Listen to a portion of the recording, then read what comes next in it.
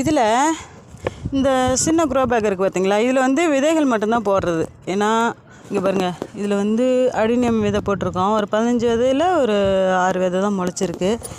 இது கனகாமரம் வச்சேன், கனகாமரம் போட்டேன் பாருங்களேன். ஐயோ என்னாச்சுன்னு தெரியல, ஒரு செடி வீணாக போயிடுச்சு, இன்னொன்று வளருது. இது மயில் மாணிக்கம். இந்த இலை வந்து ரொம்ப சின்னதாக இருக்கிறதுனால இதுக்கு பேர் மயில் மாணிக்கம் அப்படிங்கிற ஒரு பேரும் உண்டு. அது ஏன் தப்பான வார்த்தையாக யூஸ் பண்ணுறாங்கங்கிறது தான் தெரியல. அதுதான் உண்மையான தமிழ் வார்த்தை. நான் முன்னாடியே சொல்லியிருப்பேன். பாருங்களேன், இது ஒயிட் கலருங்க. இன்னொன்று தப்பி முளைச்சது பாருங்களேன், எப்படி விழுந்துச்சுன்னே தெரியல. இன்னொரு க்ரோ பேக்கில் இதை விடவும் சூப்பராக பூக்கள் வச்சுருக்கு. ஐயோயோ ஐயோயோ, நான் சொன்னேன்ல செடியை நான் வைக்கிறேன், இவங்க வீணாக்கிட்டு போகிறாங்கன்ட்டு.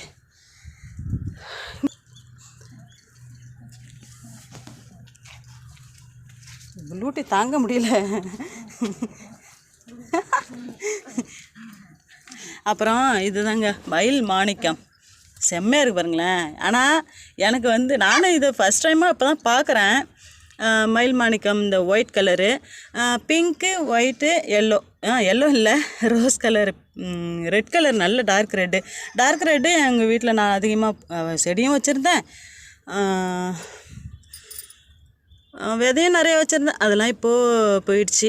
இப்போது ஆன்லைனில் வாங்கி வச்சோம். இங்கே பாருங்கள், இது தப்பி செடி விதை உழுந்த இந்த க்ரோ பேக்கில் விதை உழுந்து இதில் சூப்பராக வளர்ந்து வந்துருச்சு பாருங்கள். இதில் சூப்பராக வளர்ந்து வந்து நமக்கு பூக்கள் கொடுக்குது. ரெண்டுமே ஒயிட்டாக வந்துருச்சு. எனக்கு என்னென்னா அதில் நிறைய செடிகள் போயிடுச்சு. சரி, ஓகே. இன்னொன்று என்னென்னா, இந்த